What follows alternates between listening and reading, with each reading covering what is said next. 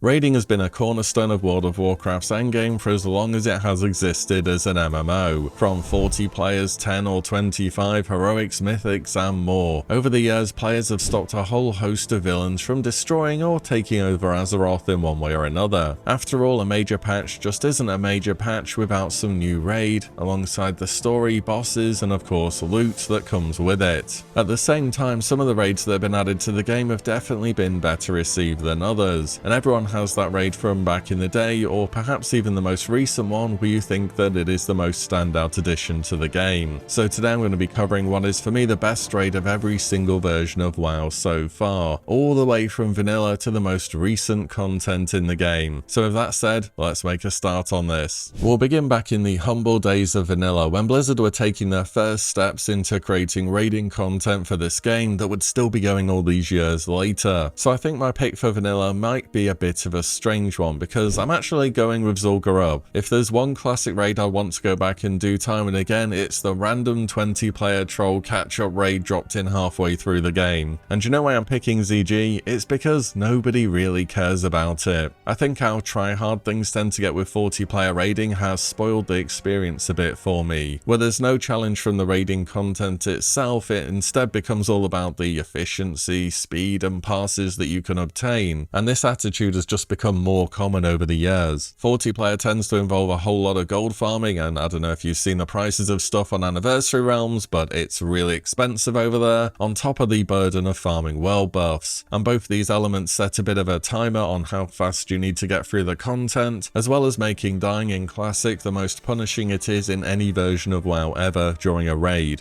But then you look at ZG, do you need to get full world buffs for ZG? I mean, personally, I'd probably turn up with Oni and ZG, as they don't take much effort to get, but Diamond Tribute and Songflower? Nah, I'm not going to do that, and neither's anyone else really. Does anyone flask or pop a dozen consumes for ZG? Also no, nobody really cares enough to do that. There's no speed running, there's no passing, there's just going to the raid, having a good time, clearing the content, and hopefully you get an item. It's what classic raiding should be. I do understand the whole consumable requirements and world buff meta in Classic though. I've been there and I've done that, believe me. It's the same reason why people only invite more meta specs to Mythic Plus, or ask for an achievement from a raid in order to join a raid. It's just human nature to actively mitigate failure where possible. But overall, ZG is the chill raid to do in Classic, so for that reason, and pretty much that reason alone, it gets my pick. Next we venture beyond the Dark Portal into the Burning Crusade. World of Warcraft's first expansion saw a big jump in the difficulty that raiding content had, whilst also keeping things at 1 difficulty for all players. I think if there's one thing which holds a lot of TBC raids back for me from being the pick here, is annoying trash. Blizzard really had a thing with making trash excessively difficult in TBC, whether it was in heroic dungeons where trash would do more damage than bosses, and that is not an exaggeration, or indeed the raids where a bad trash pull could easily lead to a wipe or needing to res a bunch of people. When I think of trash, I basically think downtime between bosses where you can chill a bit and just press your buttons and talk with people. And often in TBC, that's not really what trash was. This was especially true in Serpent Shrine Cavern and Tempest Keep. You remember those trash mobs before Solarium where you'd have to have your shamans AFK round the corner from the raid, otherwise they could get mind controlled and pop heroism? Now that's a fun mechanic. Or how about the spinny mobs before Kael'thas, where your mages had to literally spam polymorph on them the entire time you were in combat, because if they start doing their spinny thing, your melee players are going to instantly die. Or the giants at the start of SSC that would do so much random melee damage around them that your melee players just had to wait outside and let the range deal with them. Or the skeletal valets in Karazhan that would stun your tank and do about half their health, then swap to somebody else and one-shot them. But I think you get the point. But in TBC, for me the best raid either is Karazhan or the Sunwell. Karazhan is of course the classic pick for TBC. It's perhaps one of the most unique raids WoW has ever had, and even saw a resurgence as the first 2-part mega dungeon in World of Warcraft's history during Legion. The only real downsides to it are perhaps a couple of those annoying trash packs which I've mentioned. The chess boss just isn't very interesting after the first time, and a lot of the loot in there is pretty average. Sunwell on the other hand is a bit lacking in environments, with 2 of the bosses being fought in the exact same area, on top of the trash not being easy, but also not being incredibly annoying as other trash mobs have been. Overall I think I'm going to go with Sunwell, but just just by a narrow margin. The bosses in there were either solid to good.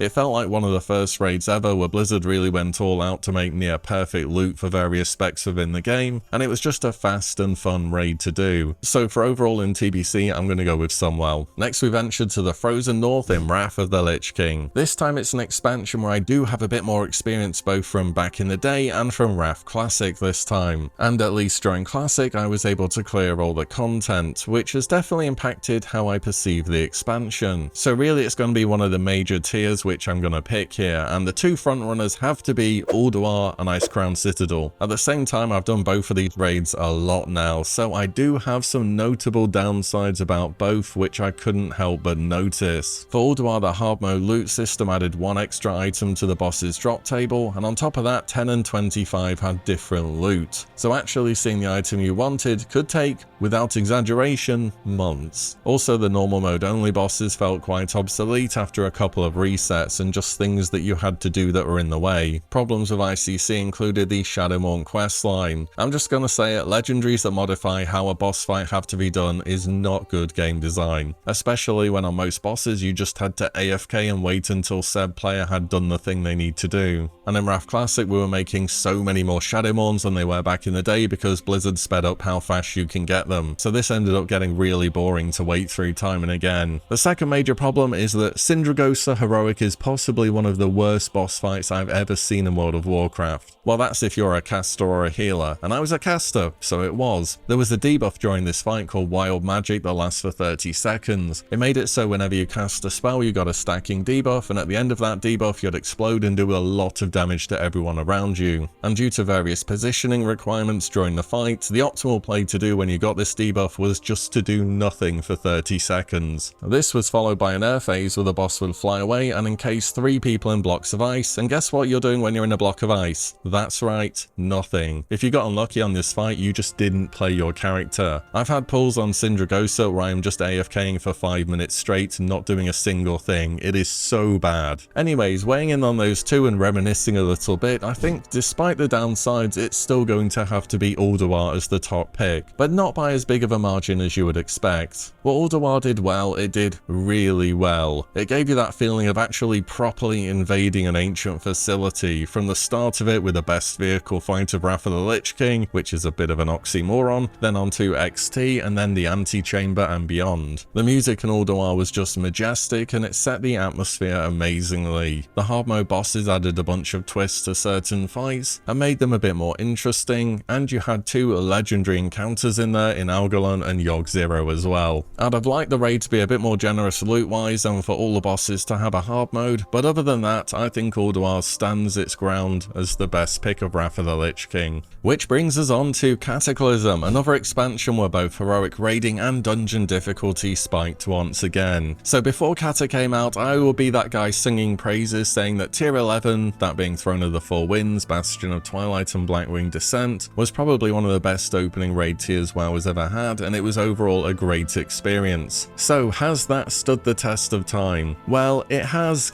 Kind of. I think just blanket saying the whole of tier 11 was good though is the part that needs a bit of a revision, because Throne of the Four Winds is most certainly not it. I found Conclave of Wind very frustrating as everything can be going fine on your platform, but somewhere else something keeps going wrong and you just have to wipe again and again without really feeling as though you're doing anything wrong personally or knowing why. And then you get to Alakir with its incredibly RNG phase 1 where all the mechanics can just line up and sort of one-shot you. Phase 2 was fun though, but phase 3, that's the flying one by the way, was just kind of scuffed. Having that verticality just didn't translate mechanics visually all that well. Also, pets would just despawn on phase 3, and I was playing a Warlock ult at the time, and just to have my pet, which was my main source of damage, not exist on the final phase of the fight is honestly not good enough considering how many classes in the game had some form of pet or guardian. But the 2 remaining raids were overall good, even though pets also didn't work properly on Sinestra, and they could have problems on Nefarian too. You know what, thinking about it, I wouldn't pick something with a pet again in Cata, that's for sure. But both Bastion of Twilight and Blackwing Descent were a good challenge on heroic mode, had plenty of good loot, and perhaps raiding here was the most rewarding it has ever been. I was doing 25 heroic at the time, and if you killed a boss it would drop 6 items between 25 players. Back in vanilla you get about 2 to 4 between 40 people. I'm kind of split between the two, but I think I'm going to have to pick Blackwing Descent due to a few overall more interesting boss encounters and fights which could change as your raid geared up some more. But tier 11, apart from Throne of the Four Winds, does stand the test of time.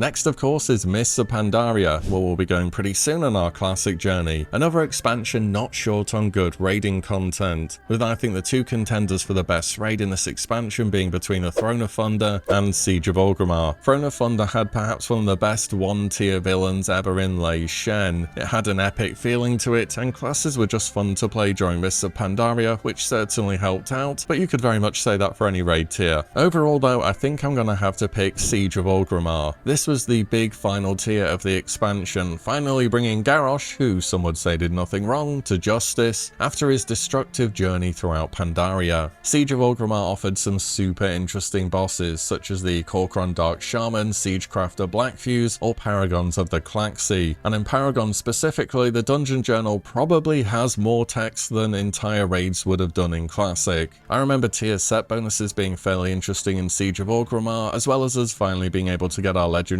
capes and putting them to good use. There are definitely some criticisms against Siege of Orgrimmar too. Galakras would become kinda boring on farm because you had to wait between the waves. I'm not a huge fan of split your raid in half type fights such as Spoils of Pandaria, and it's a 14 boss raid. I believe only Naxxramas has more bosses than it, Nax has 15. But Siege of Orgrimmar, especially on heroic, is going to take you a whole lot longer than any version of Nax ever would. But perhaps the biggest issue was the duration that this raid was current content back in the day. Siege of Orgrimmar was your go-to raiding content for a rather astonishing 1 year and 4 months before Warlords of Draenor finally released. Despite that, I remember it being an overall fun raid, both through the available bosses and how classes were to play. I was on a Resto Druid back then, so that's why Siege of Orgrimmar gets my pick for Mists of Pandaria. And then we venture ever onwards to the Warlords of Draenor, an expansion that held so much promise from a return to Draenor pre-TBC to see how things were back then, but an expansion that ultimately just couldn't keep up with the ambitions that it promised. Nevertheless, the raiding scene was one area where it's generally agreed upon that this expansion excelled, but out of the 3 major tiers you can pick during Warlords of Draenor, for me the best one has to go to Blackrock Foundry. Blackrock Foundry was kind of weirdly dropped in WoD before the first major content patch for some reason. I guess Blizzard thought something big needed to be added, seeing as, well, WoD wasn't all that good when it came to having content, you know, exist. But Blackrock Foundry would see us take on the heart of the Blackrock War Machine and to shut down their operations, as well as to take on a Warlord of Draenor, Blackhand. This raid even had a return from Gruul as an early boss throwback to TBC as well, on top of a ton of memorable fights. From dodging Orgorger in his rune, to Franz and Hans with their chaotic boss room which was constantly moving, to Operator Thogar, the one boss fight in WoW where you could just straight up get one shot by being hit by a train. Finally, the Blackhand fight was a multi-phase encounter where the boss would gradually destroy the floor, leading you further down into the heart of the mountain until you reached its fiery core. Blackrock Foundry showed some true creativity from so many of its bosses and deserves to be applauded as an excellent addition to raiding in World of Warcraft. In some ways, it's almost a shame that this raid took place during Warlords of Draenor when so much of the player base had already bowed out among a poor expansion launch, and it being clear there wasn't all that much content beyond the initial release. But for those who stuck through WoD and played this tier, they will more often than not tell you that it was worth the wait. So I think that's why Blackrock Foundry deserves the top spot for WoD. And following Warlords of Draenor, we ventured to the Broken Shore in Legion. This expansion started so much of what is modern World of Warcraft, from World Quest, Mythic Plus and so much more. And it wasn't short on raiding content either. But I already know what is for me certainly going to be the pick for Legion, and that is without a doubt the Nighthold.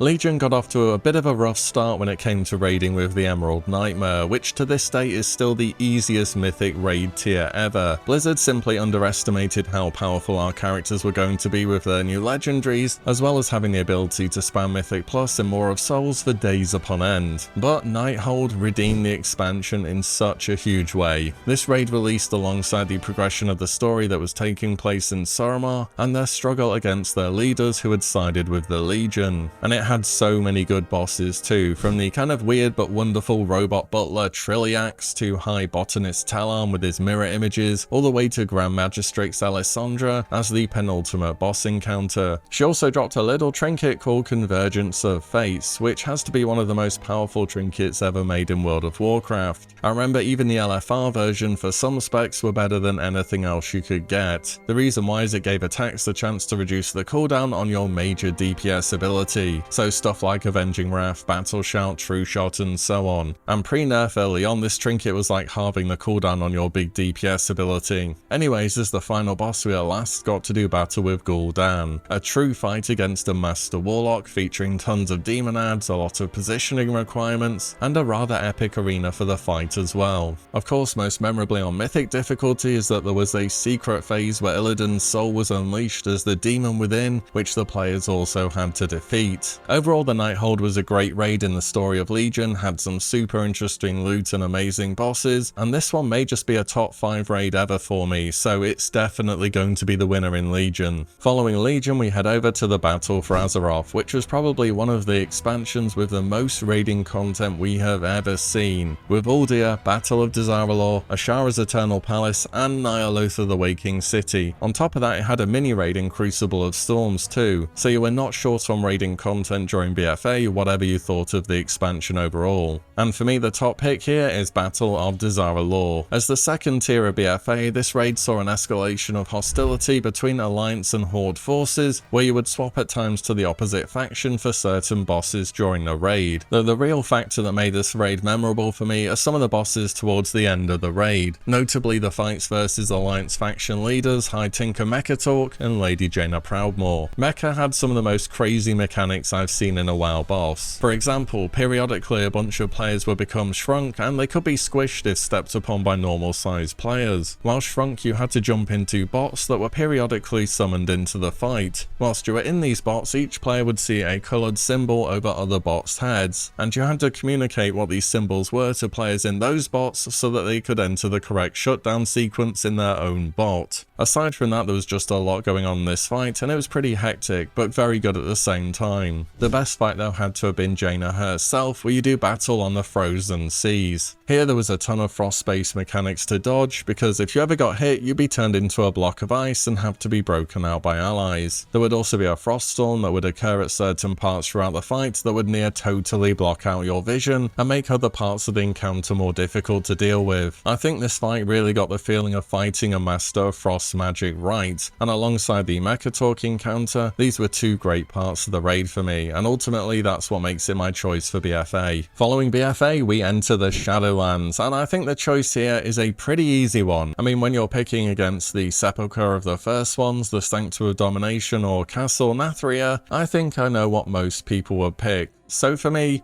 it's gonna be Nathria. This raid really leaned into a whole gothic, noble, vampire type fantasy, which I would not have expected from World of Warcraft anytime soon, but it really worked. I mean, there were one or two problems with the raid tuning wise, looking at Sludgefist and Stone Legion generals here, but other than that it hit the mark. From managing the artifacts on Zymox to straight up having an intermission where you had to perform a dance on the Council of Blood, Nathria had some great encounters. And if Lei Shen served as a great one-tier villain for World of Warcraft, perhaps only Syed and Athreus has been more memorable, and he may very well return in a future expansion too. I would not be surprised to see it. Either way, Shadowlands felt as though it really hit the theme it was going for with Castle Nathria, and alongside that it definitely had some memorable bosses, so that's why it's the pick for me here. Next up is Dragonflight, another expansion with 3 main raid tiers to pick from, and here I'm going to be going with the final one, Amir Drasil the Dream's Hope. Dragonflight became a bit of a holiday to a different world and a different story with some very picturesque locations, and one of its main antagonists was Fyrak the Blazing, who unlike the bad guys throughout Shadowlands had a bit more of a direct motive for what he was doing. He wasn't there to save the universe from a bigger danger or out of any necessary evil, he was just there to blow everything up, and you know, sometimes that's all you really need from the bad guy. I mean, it felt welcome after Shadowlands, that's for sure. Amir Drasil itself was released alongside us finally getting a glimpse into the Emerald Dream, and and I think it represented it well after having been a location that was teased in the WoW universe as far back as vanilla itself. The raid also provided a great watch when it came to the race to world first, which I know isn't exactly tied into the raid directly, but I'm counting it anyway because it's memorable for this tier. Overall, Yggdrasil was a solid raid to close out Dragonflight and showed us a bit more of the Emerald Dream, so that's why it gets my pick here. Finally, we have the War Within, and for the War Within, I feel as though I still want to see a bit more of what the expansion has to offer raid-wise. The story is heading in quite an ethereal direction at the moment, and whilst we have had some ethereal type content in WoW before, such as some dungeons in TBC and Tazavesh in Shadowlands, we've never had a full-on raid themed around them or seen their homeworld. But if that doesn't happen during the War Within, an expansion named Midnight, which is set to be the next one for the retail version of the game, does sound very fitting. Out of the two raids we've seen in the War Within so far, I'll probably lean towards an Erebar Palace over the Undermine personally, but I don't really have strong reasoning for one being a clear winner over the other, so overall we'll see what else the War Within gives us. And that for me is the best raid from every WoW expansion so far. Well, apart from the War Within, but we'll just have to wait and see for that one. What are your thoughts though? Are there any which you would change, or do you mostly agree? Let me know in the comments down below. And as always, thank you all so much for watching and listening in, and I'll see you all in the next one